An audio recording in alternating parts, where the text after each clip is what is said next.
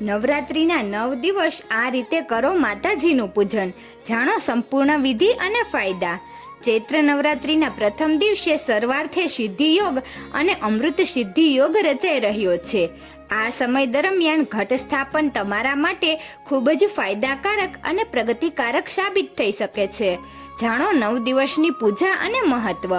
Hindu calendar મુજબ નવરાત્રિનો તહેવાર વર્ષમાં 4 વખત ઉજવવામાં આવે છે, જે શરદ, ચૈત્ર, મહા અને અષાઢ મહિનામાં આવે છે. આ ચૈત્ર નવરાત્રિના પ્રથમ દિવસે સર્વાર્થે સિદ્ધિ યોગ અને અમૃત સિદ્ધિ યોગની રચના થઈ રહી છે. આ સમય દરમિયાન ઘટ સ્થાપન તમારા માટે ખૂબ જ ફાયદાકારક અને પ્રગતિકારક સાબિત થઈ શકે છે.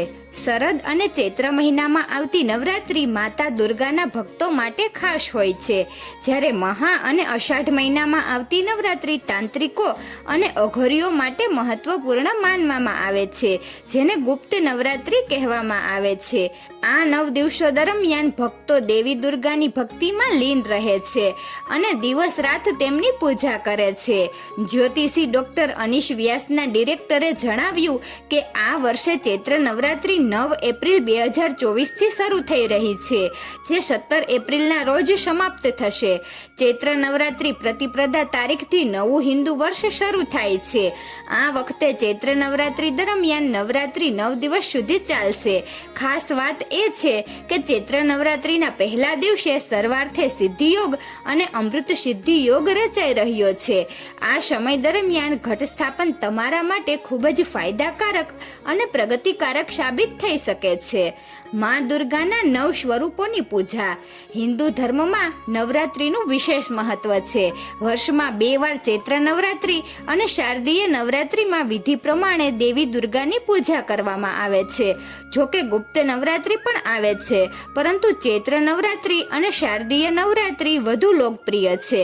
આ નવરાત્રિમાં માતા ભક્તોને દર્શન આપવા ઘોડા પર સવાર થઈને આવી રહ્યા છે.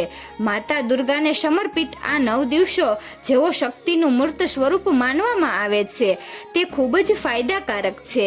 આ 9 દિવસો દરમિયાન દેવી દુર્ગાના 9 સ્વરૂપોની પૂજા કરવામાં આવે છે અને સમગ્ર ભારતમાં ભક્તિ અને આનંદનું વાતાવરણ છે.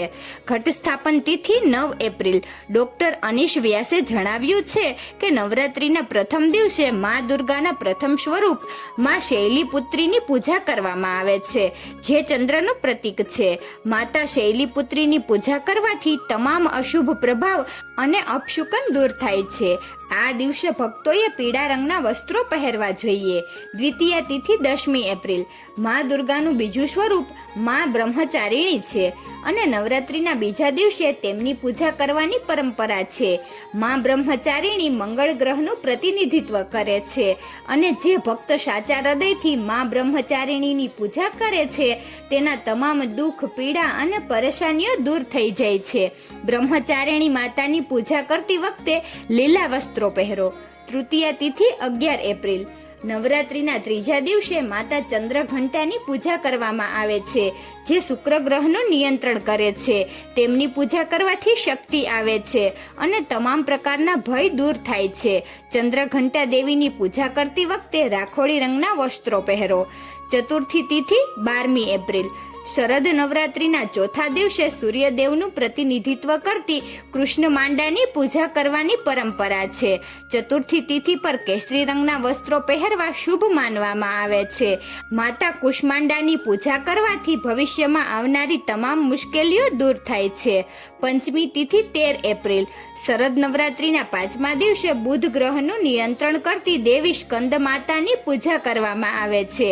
જે ભક્ત દેવી સ્કંદ માતાની પૂજા કરે છે તેને દેવી માતાના વિશેષ આશીર્વાદ મળે છે.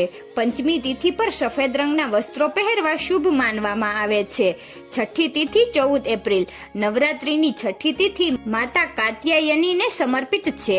આ દિવસે લાલ વસ્ત્રો પહેરો અને ગુરુ ગ્રહનું નિયંત્રણ કરતી માતા કાત્યાયનીની પૂજા કરો.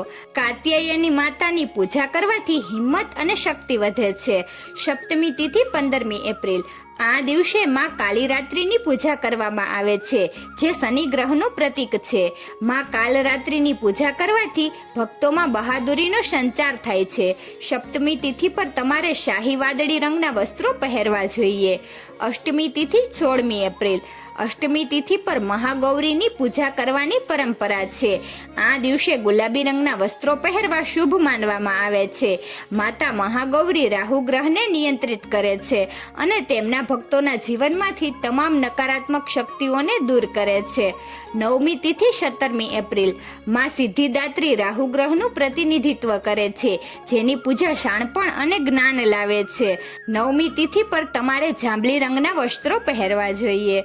તો મિત્રો, તમને આ વિડીયો કેવો લાગ્યો જરૂરથી કમેન્ટ કરજો. જો સારો લાગ્યો હોય તો વિડીયોને લાઈક અને શેર કરજો અને અમારી ચેનલને જરૂરથી સબસ્ક્રાઈબ કરજો. વિડીયો અંત સુધી જોવા બદલ ખૂબ ખૂબ આભાર.